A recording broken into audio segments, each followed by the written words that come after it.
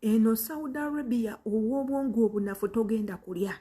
Eno mu Saudi Arabia ow'obwongo obunafu togenda kusigala.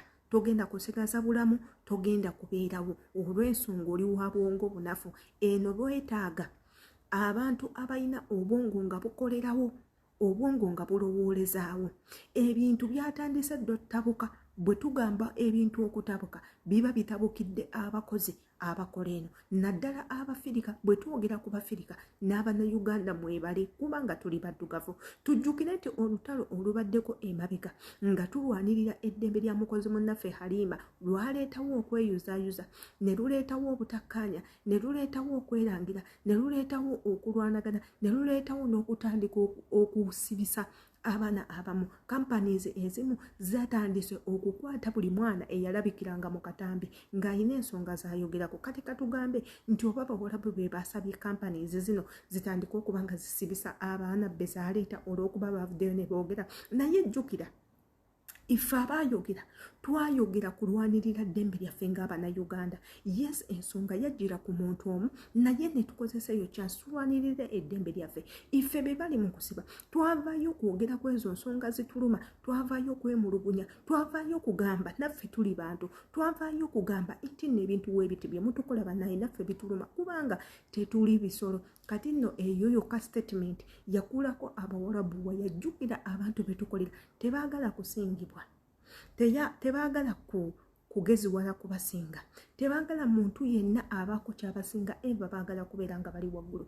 Yenze Sheila Adita mbeerawo wanino batuusaako updates ez'ebyo ebigenda mu maaso. Kyolina okukola ng'oyagala okumanya ki ekigenda mu maaso, tweyungeko ng'okozesa ekigambo subscribe ekiri awo bwe kikwata mukwata ku notification bell.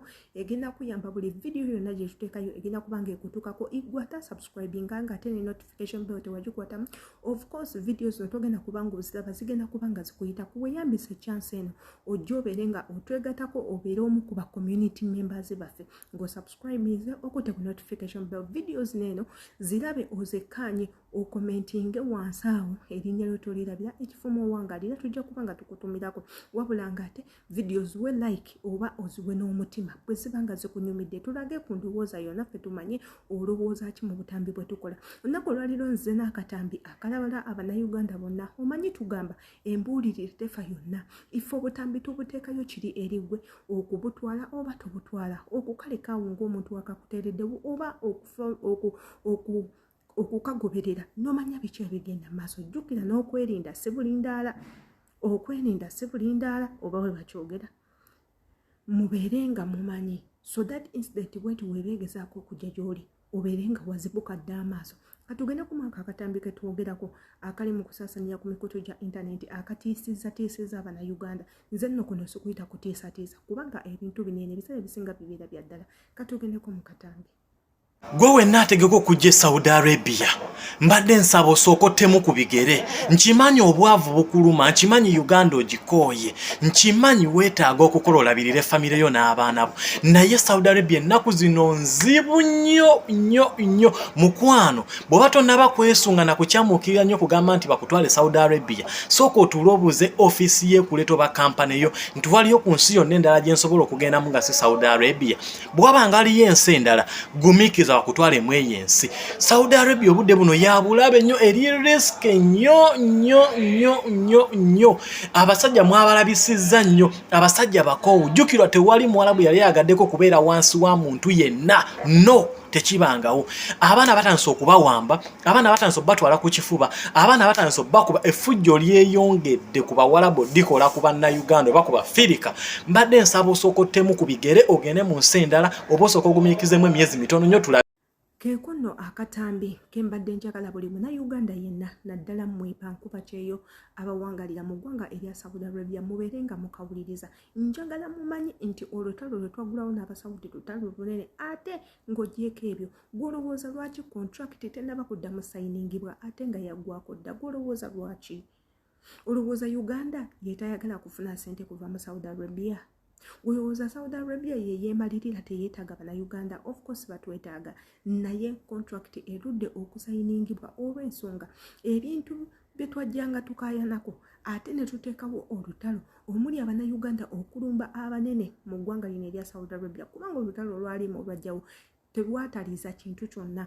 Abaana basabula buli omu, kabaka weno ne bamulumba, omulangira weno ne bamulumba, ne bavuma abapoliisi, ne bavuma aba embassy, ne bavuma buli omu nga babalumba. Abakozesa Twitter bagikozesa. Jjukira nti ensi zino zaagala nnyo Twitter. Ekyali ku TikTok mwakiraba. Bakama bammwe mwenna basinga ku TikTok kwe bali babeerako ne banyumirwa ne bakolako n'obutambi bwabwe. Abamu tebalina kye bakolako just nga batambula mu butambuzi. Ensonga zino ezaalima zaatuuka ku buli muwarabu yaziraba, oba ngali mu Saudi Arabia, oba ali mu Dubai, oba ali mu Syria, oba ali Dawa. Ensonga zaalima zagenda worldwide. Lwa nsonga twakikumamu nnyo omuliro, ate n'abawarabu ne bakiyingiramu nnyo, bo mukiyingiramu bajjanga kwetaaza. Olw'ensonga ffe twajja n'eri image mutta abantu. Lwaki mututta?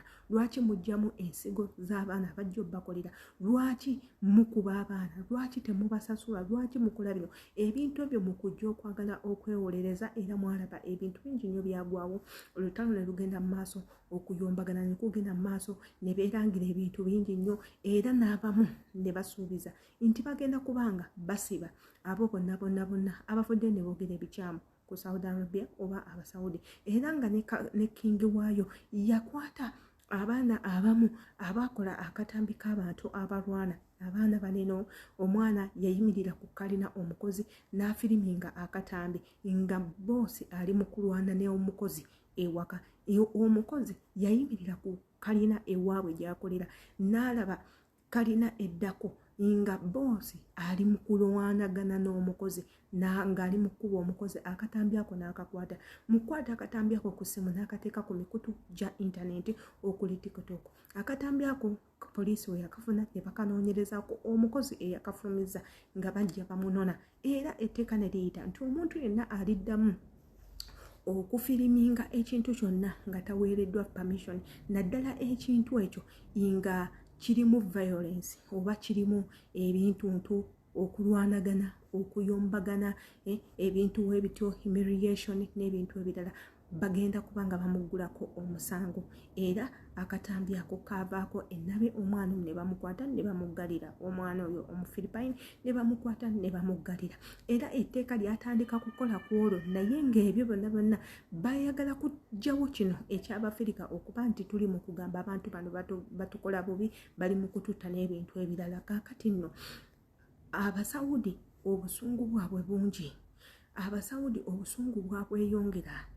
Abawarabu banene tebaagala muntu abasinga era buli we balaba omuddugavu batugamba nti tuli babi. Naye ng'ekitufuula okuba ababi kwe kwogera ku ebyo ebituluma. Ensonga lwaki tebakyatwagala? Lwakugamba nti mulekerawo okututta, mutuwe ebitiibwa. Tuve e Uganda nga naffe tulina families, tulina bamaama, tulina bataata, tulina abaana baffe, tulina ababba baffe.